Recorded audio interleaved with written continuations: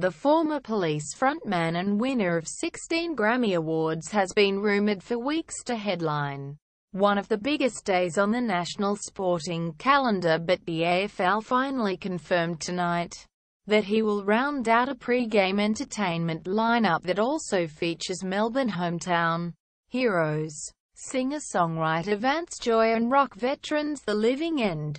"I know what a big honor it is and that it's extremely important," said Sting. "As a POM, to be invited there, it's a great honor, so I'm dead excited." Sting is no stranger to the game and proclaims himself to be a fan, but admits it's been a while since he saw it played.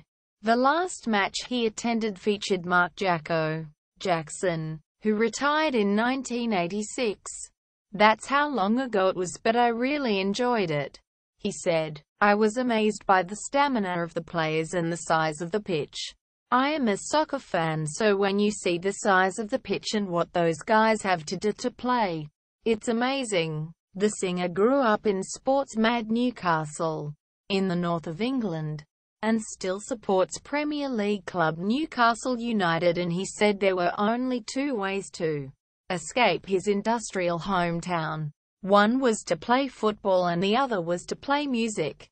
He said, "There wasn't really much else. I didn't want to work in a coal mine at the shipyards, and my football back then wasn't that good. But music seemed to be in my path, so I am happy to have taken that one."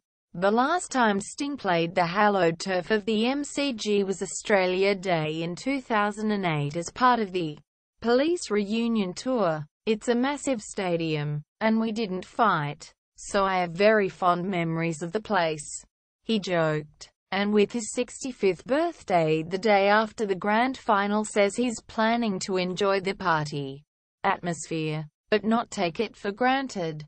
Having played halftime shows at the Super Bowl in 2003 and NBA All-Star Game earlier this year, he knows he has to be at the top of his game to win over the massive crowd. "They are a challenge," he said of the stadium sporting gigs.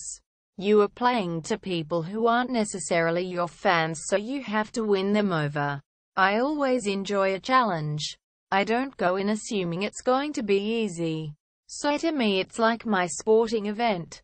I have to train and be in the right frame of mind for the big game, if you like. So I take it seriously, and I'm the right amount of nervous, and I am looking forward to it."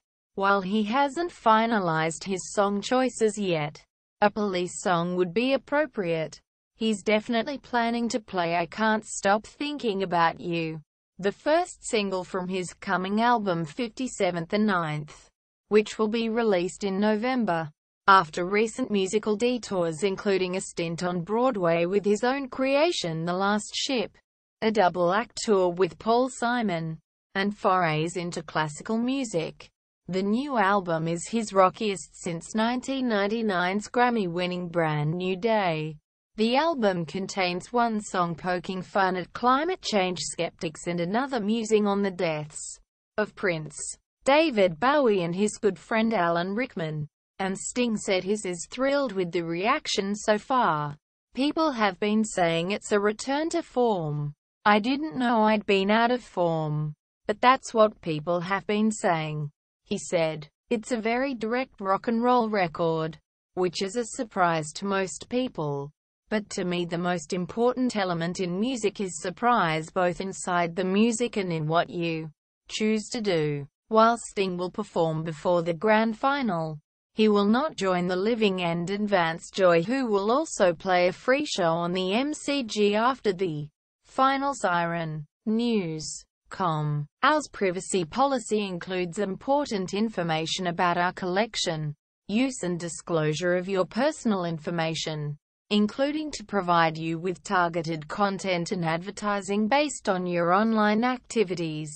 It explains that if you do not provide us with information we have requested from you, we may not be able to provide you with the goods and services you require.